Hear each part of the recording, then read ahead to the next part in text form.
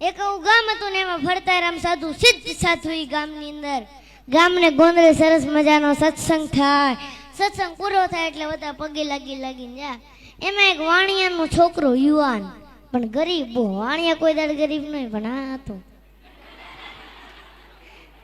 તે ગરીબ બહુ. તે બધા પગે લાગીને જતા રહે ને તોય ગુરુભાઈ એમને શાંતિ બે. તે એકવાર સાધુએ એને પ્રશ્ન પૂછ્યો કે ભાઈ તું કેમ બે? એને કીધું ગુરુ સવારથી સાંજ સુધી મહેનત કરું છું, પરસેવો ફાડું છું, પણ ગુરુ રાત્રે ખાવાના રોટલાનું થતો નથી. ગુરુ દયાળુ બહુ હતા. આંખ બંધ કરી અને આ માણાનું પ્રારબ્ધ જોયું. પ્રારબ્ધ મતલબ એનું ભાગ્ય જોયું. ભાગ્યમાં તો દેખાણું કે આની તો આખી જિંદગી દુઃખમય છે. આંખ ઉઘાડીને કીધું કે તારી તો આખી જિંદગી દુઃખમય છે, પણ જા 5 વર્ષ સુધી હું તને સુખી કરી શકું. 5 વર્ષ પછી આની આ પરિસ્થિતિ થઈ જાય. બોલ તારે મંજૂર છે?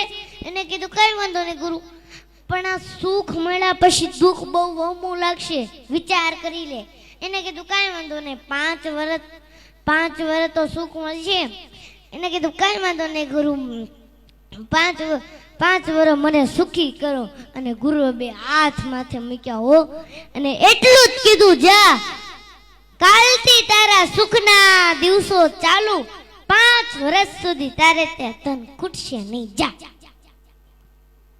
અને જેવો જ ઘરે ગયો બીજે જ દાડે એને વિચાર આવ્યો કે ઘરની અંદર વાસણો જરા કેવા વધારે છે, લાઈન વેચી દઉં, વેપાર કરું.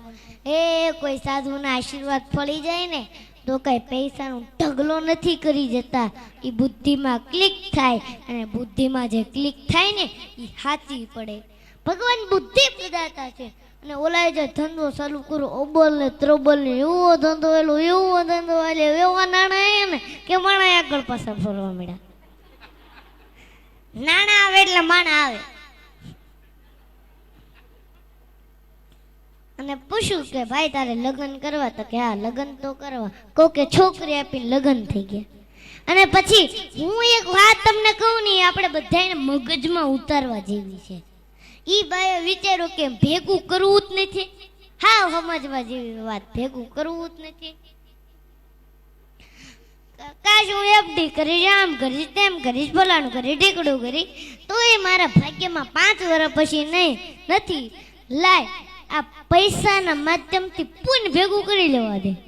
મોટા મોટા સત્કર્મ કરાવે, કુવાઓ ખોદાવે, વાવું ગળાવે, જનતા અનક્ષેત્રો ચાલુ કર્યા. આવા સંતોને બોલાવી મોટા મોટા સત્સંગના પારાયણો કરાવ્યા. અને 5 વર્ષ પછી ઓલા સિદ્ધ સાધુ પાછા ફરતા આ ગામમાં આવ્યા. અને આખું ગામ પાછું ભેગું થયું. અને ઓલા તો ભાઈ આ ગુરુ ફેલા હતા, દોડતો આવ્યો, ધૂળમાં દંડવટ કરવા માંડ્યો. એને કીધું કેમ છે ભાઈ? તો કે ગુરુ જ્યારથી તમારી દ્રષ્ટિ મારા ઉપર પડી છે ત્યારથી ઈશ્વરે મને 1000 હાથથી દેવાનું ચાલુ કર્યું છે, પાછું વળીને જોયું નથી. અને ગુરુ આ 5 વર્ષમાં દુઃખ શું કહેવાય એ મને આ 5 વર્ષમાં ખબર નથી પડી. અને આ 5 વર્ષ કેમ જતા રહ્યા ઈ તને ખબર નથી પડી ગુરુ. અને કીધું તૈયાર થઈ જાજે, 2 દિવસ પછી તારા 5 વર્ષ પૂરા થવાના છે અને જે પરિસ્થિતિ હતી એ જ ચાલુ થાય. એને કીધું કાંઈ વાંધો નહીં ગુરુ, આ 5 વર્ષમાં મારે જે કરવાનું હતું ને એ મેં કરી લીધું. પુણ્ય બહુ ભેગું કરવું છે. અને ગુરુએ ફરીને આંખ બંધ કરી હો અને સમાધિમાં જ્યાં જોયું તા તો ઈશ્વરના દરબારમાં ચોપડા પુણ્યના જમા. ભગવાન એનું જે ભાગ્ય લખ્યું હતું ને એની જગ્યાએ ફેરવી નાખ્યું કે આ જીવન સંપત્તિવાન રહેશે.